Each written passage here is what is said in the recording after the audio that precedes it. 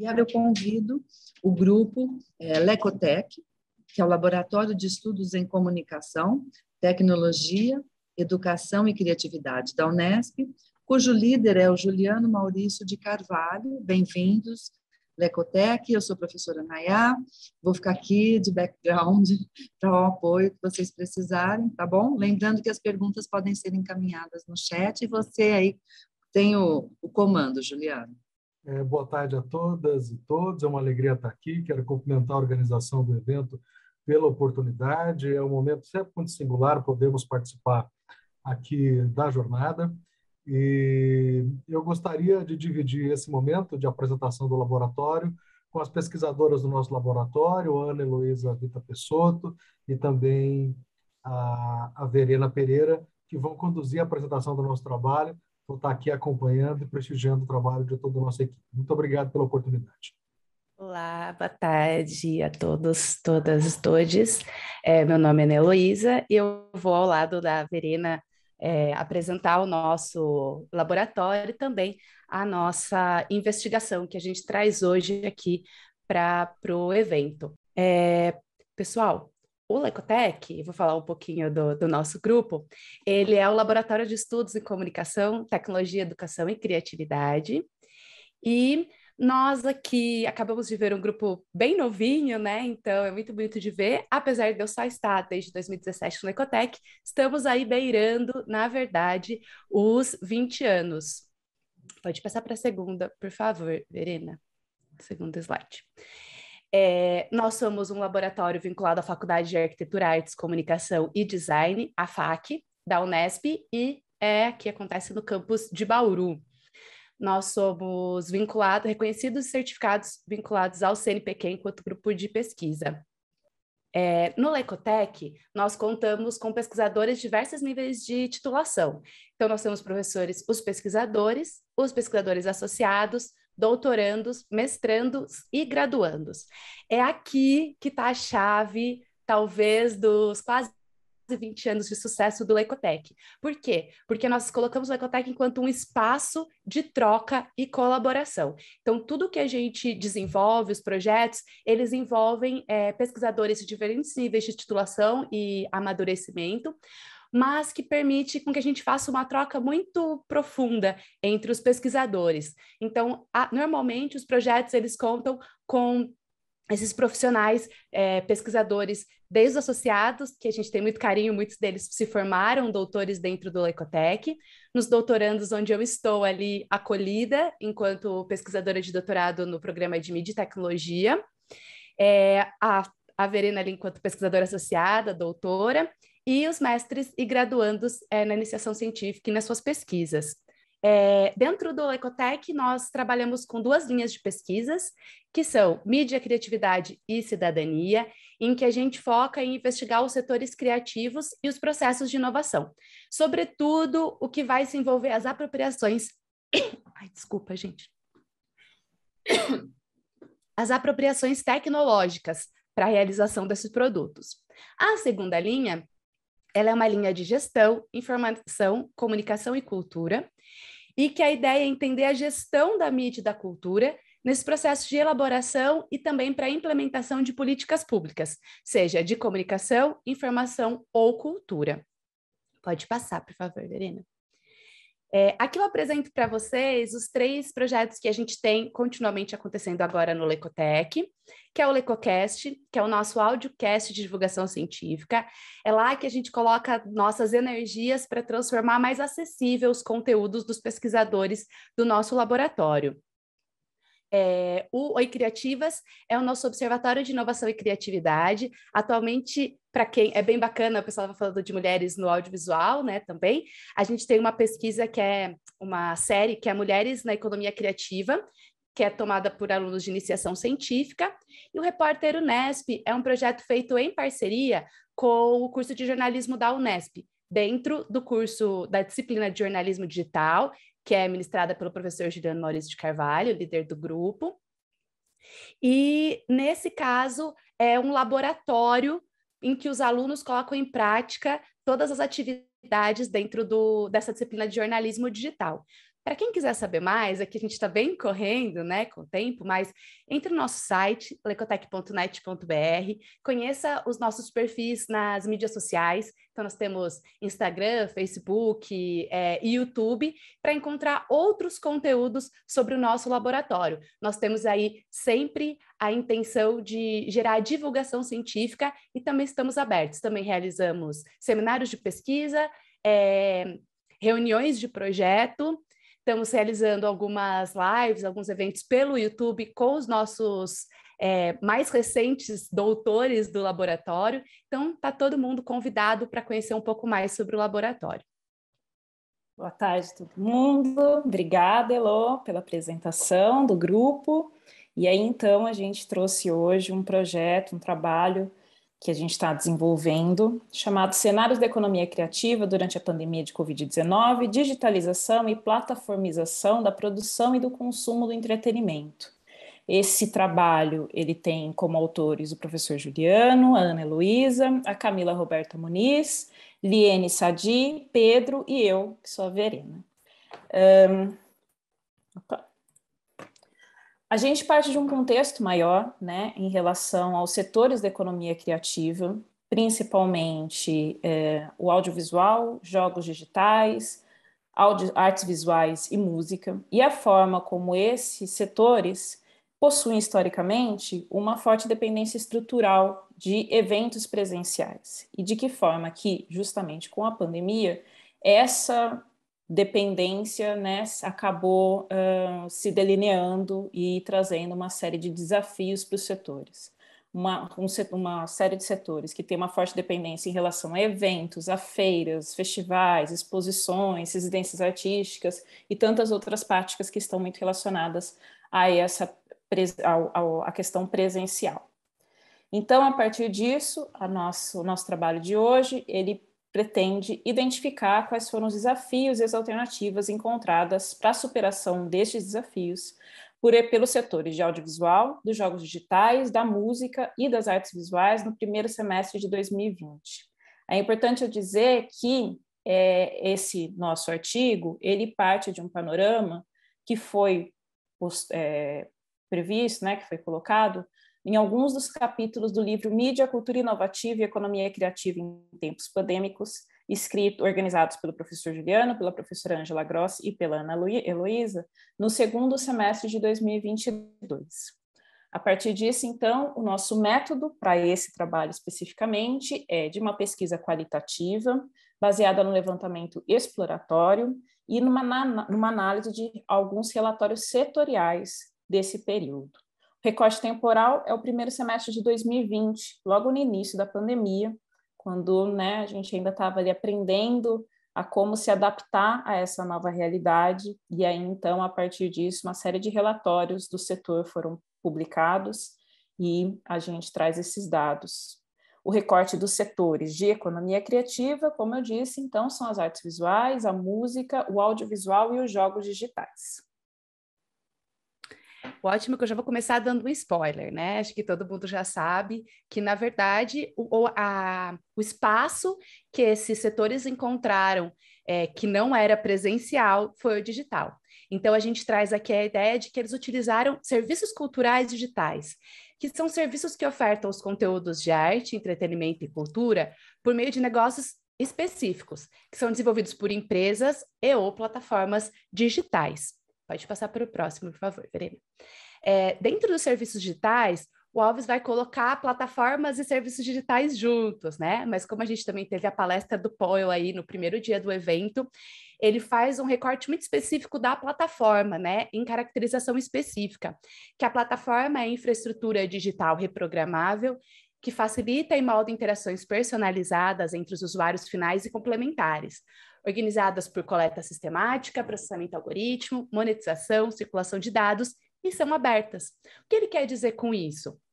Que, para ele, isso é uma discussão que a gente pode ter em outro momento, não vai existir também no artigo, essa questão da plataforma ou não plataforma, mas, então, seriam serviços digitais culturais, por exemplo, a Netflix, e seria uma plataforma, o YouTube, por exemplo, porque ele é aberto e ele permite essas interações personalizadas entre os usuários finais e complementares. Pensando nisso, Então, nós temos o cenário aberto à nossa frente e os artistas, os músicos, os performers, eles encontraram nesses espaços, sejam plataformas ou serviços digitais apenas, as alternativas. Só que também temos que lembrar que essa reorganização das práticas, tanto em torno das plataformas quanto dos serviços, elas moldam também as dimensões institucionais e de interação. Pode passar para o próximo, Verena. E aí nós não podemos nos esquecer, apesar de ser uma alternativa e ter sido muito bacana naquele momento, que o formato virtual ele não comporta 100% ou atende todos os formatos de obras e processos criativos da economia criativa. Ele não vai substituir as experiências que necessitam de materialidade, eles podem ser uma alternativa, mas também não só uma substituição, mas algo em tempo mais recortado, e não vão eximir a necessidade desses espaços que a gente tem de construção. Bem, então, a partir disso, a gente traçou alguns diagnósticos dos principais desafios e algumas das soluções criativas desenvolvidas por esses diferentes segmentos da economia criativa. Começamos, então, pelas artes visuais. O sistema onde a obra de arte costuma, geralmente, figurar como um commodity ativo em uma grande rede. E aí, para isso, a gente se baseou numa análise de 3 grandes relatórios publicados nesse primeiro semestre de 2020. O relatório da Unesco, um relatório da ICOM, que é o Conselho Internacional de Museus, e o relatório do Ibermuseus. O Ibermuseus é um programa de cooperação de museus da Iberoamérica. A partir deles, a gente chega a alguns dados. Em termos de produção, o que se percebeu foi uma necessidade de formação dos profissionais de arte para além de uma produção artística e pesquisa de poéticas. Um relatório da Unesco de alguns anos anteriores já apontava a necessidade desses profissionais se capacitarem em termos de uso das tecnologias de comunicação e da informação.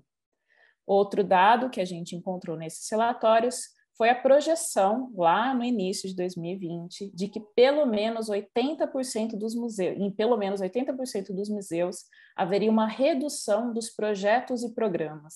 E essa taxa atingiria cerca de 93% quando a gente fala de museus da África e da região do Pacífico, o que denota também, então, uma grande desigualdade em relação às regiões.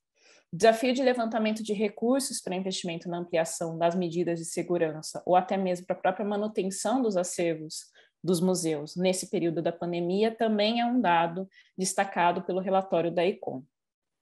Ainda falando um pouco sobre esses processos de produção, em termos de realocação, né, os profissionais que mais sofreram com demissões, suspensão ou readequação de contratos foram aqueles que cuidavam de áreas que estiveram fora de operação. Então, as visitas guiadas, a mediação, os projetos educativos presenciais, exposições e também os serviços de apoio desses espaços, como as próprias lojas internas, lanchonetes e outros serviços terceirizados. Quanto ao teletrabalho, nós temos o dado também do relatório da ICOM, de que cerca de 84% dos funcionários dos museus consultados aderiram ao trabalho remoto durante a pandemia.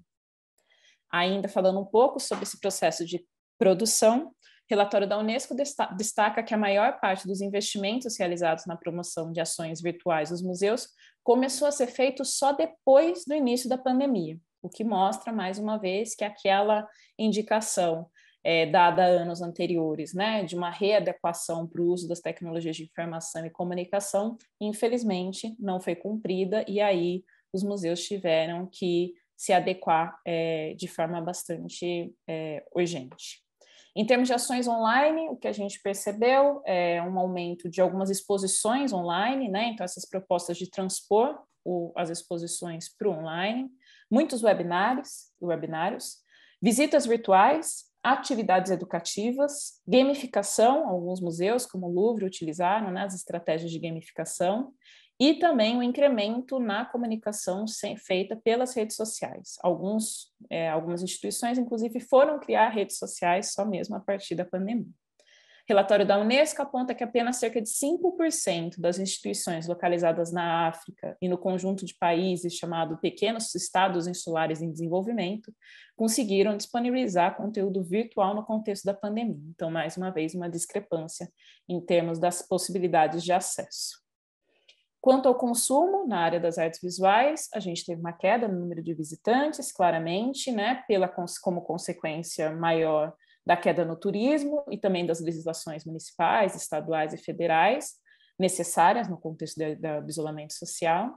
Mas a gente ainda não consegue ter um termo, em termos muito claros, o que se deu em termos de monetização dessas ações online. Ainda é uma investigação embrionária e alguns relatórios estão aí para serem lançados em breve, que talvez tragam algumas definições quanto a isso. Partindo então agora para o setor da música, nossa investigação se deu principalmente em relação aos músicos, né? Então profissionais da música e professores de música. De acordo com a OMS, o excesso de informação, né, de notícias relacionadas com a pandemia causou e tem causado ainda, né, a gente sabe, ansiedade, angústia nas pessoas, e a OMS pontua a música como uma possibilidade de contribuição para o bem-estar e para a redução dos níveis de estresse. Mas o impacto da pandemia na carreira dos músicos também se deu. Essa pesquisa Músicos e Pandemia da UBC com a ESPM traz dados quantitativos importantes. 86% dos músicos tiveram suas receitas reduzidas na pandemia. 30% perderam cerca de 100% da sua renda. 40% acredita que a internet ajudou a vida dos músicos e 43% passaram a fazer lives online. Em termos de desafios da produção, a gente tem os cancelamentos, claro, dos shows, dos eventos, das apresentações, e também em termos de profissionais da área didática, né, o cancelamento das aulas presenciais. Com isso, uma redução das horas trabalhadas e o grande desafio de se adaptar para o uso de novas tecnologias, o que se relaciona bastante com o que eu acabei de falar do setor das artes visuais, né? Então, também esse despreparo prévio desses dois setores para o uso das tecnologias de informação e da comunicação. Em termos de soluções, algumas apresentadas foram a utilização de aplicativos e ferramentas online para o trabalho remoto, como, por exemplo, a Capella, né, uma plataforma de música colaborativa, os live streamings, os vídeos online e também a criação de videoclipes em animação. Em termos de consumo, no primeiro semestre de 2020, nós temos duas importantes empresas de show, a Live Nation e a AEG, anunciando o adiamento de 100% dos seus eventos, sendo que uma delas anunciou que perderia mais de 1 bilhão em valor de mercado nos primeiros dias de isolamento social devido à pandemia de Covid. Com esse fato, o mercado de música ao vivo calculou um prejuízo de cerca de 5 bilhões de dólares somente nos primeiros meses do ano de 2020. E quando a gente vai trazer aqui o audiovisual, que é o centro aqui, acho que desse evento, a gente entende o audiovisual enquanto audiovisual tradicional e também o audiovisual enquanto os jogos digitais, né, que podem ser mudados em tempo real, podem interativos em tempo real. E o audiovisual e os jogos digitais, eles encontram entraves, mas eles também se encontram em algum local como a solução para grande parte desses desafios. Claro que o audiovisual teve a vantagem de poder ser consumido por mídias eletrônicas, né? Assim também como os jogos digitais. Mas tinha algumas coisas que ainda precisaram ser resolvidas, principalmente os que eram presenciais, é claro. Entre as alternativas estiveram os drive-ins. Aconteceu muito no Brasil, principalmente porque alguns editais exigiam a exibição na primeira janela, que seria o cinema, com tempo, né? Tinha um prazo. Então, vários dos filmes realizados a partir de editais utilizaram os drive-ins como sua primeira janela. O aluguel e venda digital também, principalmente para estreias, como, por exemplo, no Disney Plus, aconteceu com a Mulan e outros conteúdos. As escolhas de lançamento, o quê? No Brasil, principalmente, optou-se pelos drive-ins também para desafogar o retorno do cinema, em que haviam existem ainda, né, grandes títulos aguardando uma retomada para estrear, e isso seria uma comparação, né, uma competitividade injusta. As plataformas, os vídeos sob demanda, e os festivais se tornaram online. Coloquei aqui embaixo alguns exemplos, né? A Disney Plus, enquanto o vídeo sob demanda, todos são, mas a LOC, o Sesc Digital e o Belas Artes à la carte realizaram alguns festivais online também. Pode passar. Na produção, que é um problema, né? Porque a gente sabe o quanto vai um set né, quantas pessoas estão envolvidas no set de gravação, a gente conseguiu identificar 5 estratégias, que foi a produção individual em isolamento, a produção colaborativa com contribuições individuais de forma remota, ou seja, cada um grava o seu, manda e a gente edita junto. A utilização da técnica de animação, que houve uma busca maior sobre isso, a colaborativa presencial seguindo os protocolos, que é o que a gente está vendo agora. Isso é muito legal, né? Estou falando de um cenário que foi no primeiro semestre do ano passado. Hoje a gente já está vivendo muito mais esse último. E uma colaborativa híbrida, uma coisa ali meio da Fátima Bernardes ou algo assim. Nesse caso, houve um uso muito grande de Zoom, Google Meet, Microsoft Teams e outras plataformas dessa natureza de vídeos em tempo real e videoconferência. No consumo, a gente teve um aumento de assinaturas de serviço de vídeo sob demanda e um aumento de consumo de conteúdos em vídeo no geral, tá? Então, a gente coloca aqui Netflix, Globoplay, YouTube, também o Instagram, que agora colocou que os vídeos serão o carro-chefe, e também o TikTok. Segundo a pesquisa do Kantar Ibope Mídia, 66% das pessoas estavam assistindo mais vídeos a partir da pandemia do que antes, e vídeos gratuitos, e 56 vídeos pagos do que antes da pandemia. Então, houve um aumento considerável, duplicado. Nos jogos digitais, que já é um setor que já tem uma estrutura digitalizada, já não depende da espacialidade, o processo é outro. Então, a gente vem do que depende muito, depende mais ou menos, pode depender ou não, para um que normalmente poderia existir sem a presencialidade. Nesse caso, a empregabilidade e a produtividade foram afetadas em menor grau do que nos outros setores que a gente apresentou. O desafio maior foi o trabalho presencial enquanto a estrutura de equipamento, e outro que a gente vai colocar no próximo slide, e também o ciclo de investimentos, que é parecido também com o que a Verena pontuou quanto aos museus. Por favor, pode passar, Verena. Na produção, a gente tem que entender uma diferença também que é importante entre o que são as grandes produções e os que são os independentes. Grande parte dos desenvolvedores independentes já trabalhavam de forma remota. As grandes empresas enviaram equipamentos para os seus colaboradores, mas tiveram os desafios técnicos, principalmente enquanto segurança da informação, acesso a servidores e equipamentos de alta performance. Uma coisa muito boa para os jogos, além do fato dele já ter sua estrutura digitalizada e seu consumo também digitalizado, foi que eles estavam pautados em sites e plataformas, serviços online já digitalizados de consumo, como é o caso da loja da Steam e da Play Store, principalmente para os smartphones, né, na Play Store, e do Steam, principalmente para PC. Houve um aumento do consumo por conta do isolamento social, principalmente maior disponibilidade do tempo para jogar, um local de espaço de socialização, interação com a família, né, quando está todo mundo junto ali, meio que sem o que fazer nesses tempos, principalmente de locomoção até o trabalho, entre outros, e uma fuga da realidade.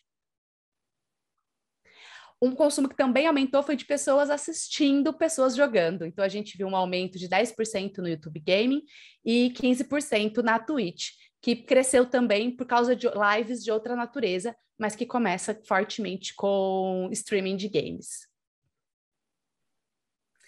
Também aconteceu para os jogos digitais uma ampla abertura de se encontrar enquanto solução para os setores anteriores que a gente descreve. Então, algumas dessas soluções são vinculadas aos jogos e aos desenvolvedores, e outras são uma apropriação dos setores e dos indivíduos para uma função que antes não era do jogo. Então, nós tivemos show da Ariana Grande dentro do Fortnite. Falando em museus, o MAN acaba de abrir uma visita através do Minecraft, festas e casamentos dentro do Animal Crossing e até mesmo grupos de amigos realizando videoconferências ao redor da fogueira no Red Dead Redemption. E então, concluindo um pouco das nossas elucubrações, a gente percebe, né, em relação a esses 4 setores, uma importância do aporte oferecido pelas organizações e pelos programas do setor, né, como esses relatórios setoriais que a gente citou. Então, através dessas pesquisas, desses relatórios, também a promoção de debates, tudo isso aponta soluções, traz recomendações ao setor da economia criativa durante e também para o pós-pandemia. Também concluímos que o uso das plataformas e dos espaços digitais acabaram se tornando uma boa alternativa para os profissionais desse setor, mas a necessidade de preparação, planejamento e novas competências para além das poéticas artísticas ainda é um grande desafio. Então, conclui-se que ainda não é possível indicar mudanças de paradigmas na economia criativa em um cenário de ainda muitas incertezas.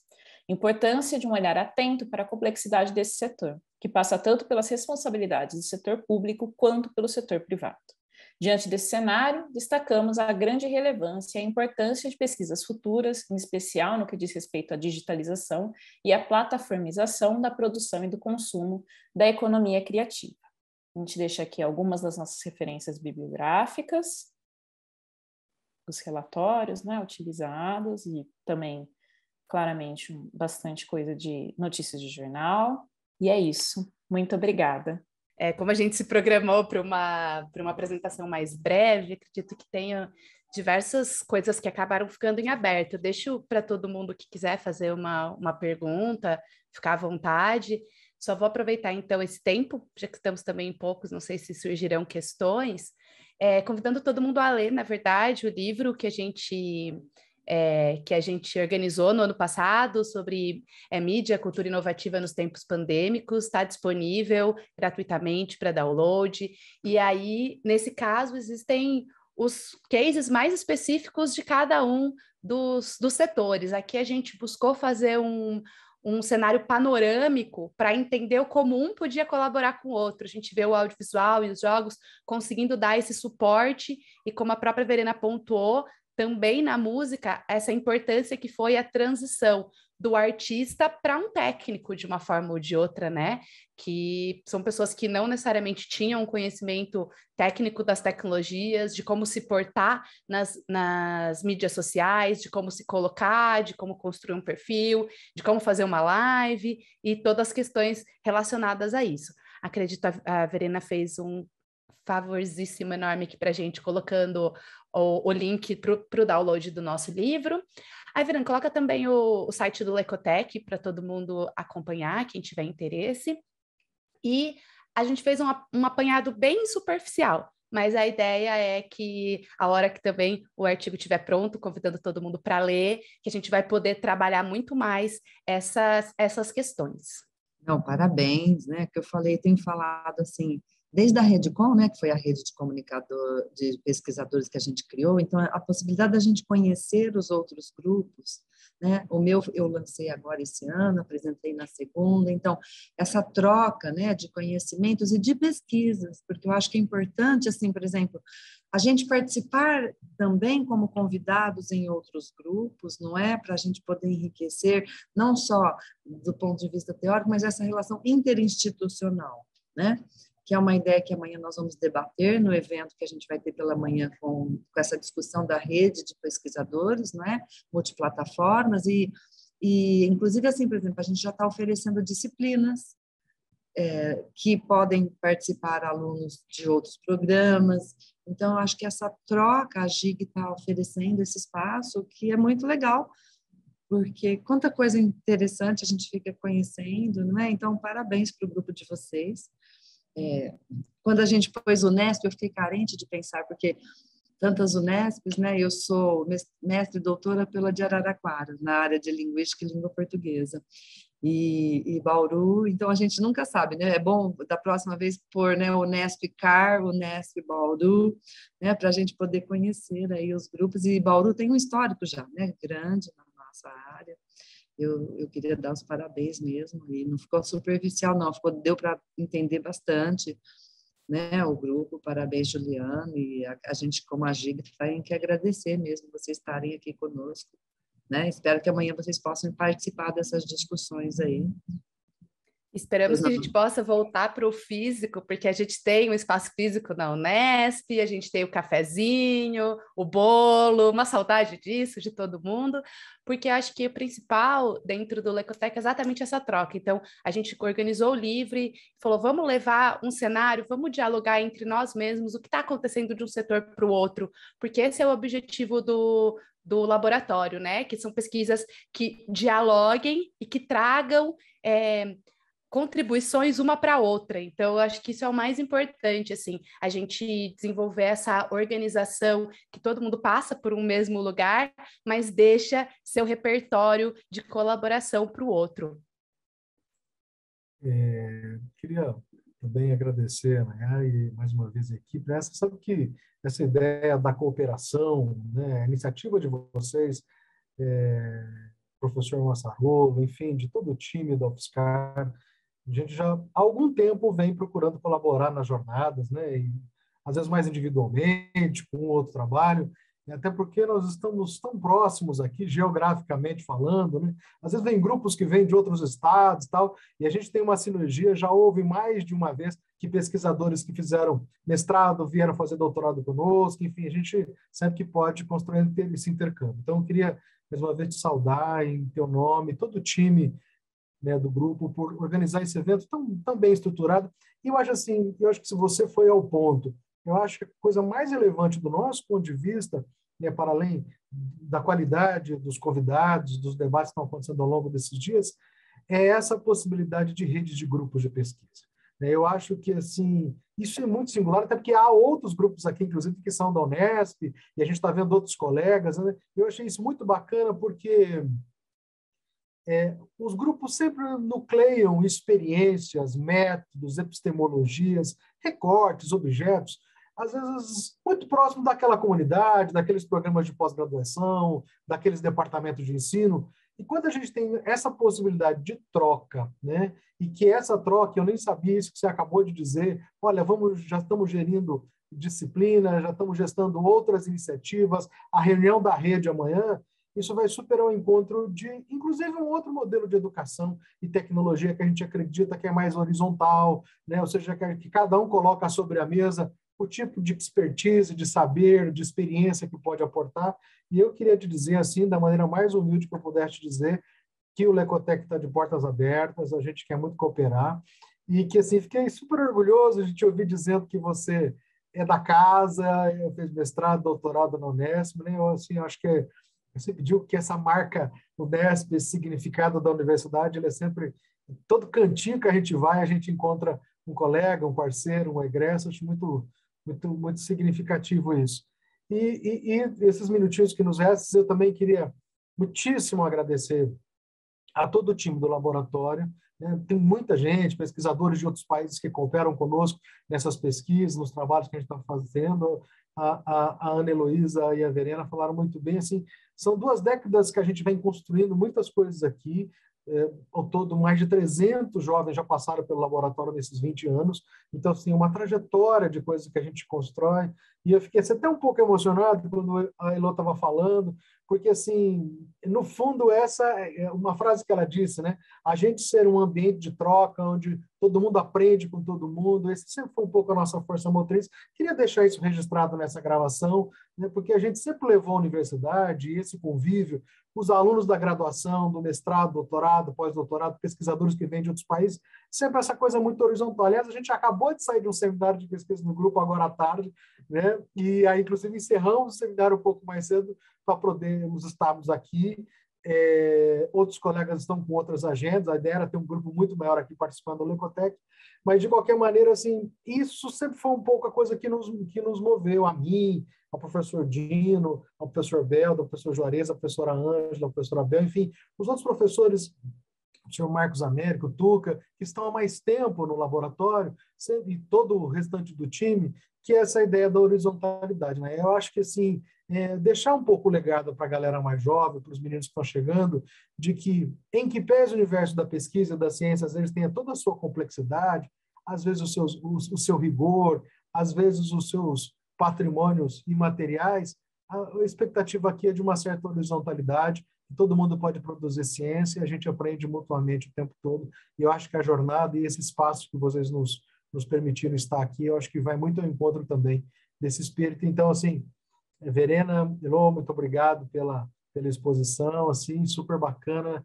Fiquei quietinho aqui, aprendendo com vocês. E mais uma vez, Nayá e todo o time que eu estou vendo aqui, o pessoal que está gravando, a produção, né, de detalhes, assim, né, gente, da jornada. Olha, tem um canal no WhatsApp, tem isso. O cuidado que vocês tiveram com o detalhe do evento, quem está de fora, está há bastante tempo em evento, vê que assim é um time que faz com muito esmero. Eu acho que a gente tem que dizer isso, porque num tempo tão difícil em que a vida de todo mundo está contando para caber nas 24 horas, quando surgem mulheres e homens pesquisadores, gente mestranda, graduandos, que se dispõem a organizar eventos desta envergadura e da oportunidade, a gente tem que saudar. Muito obrigado.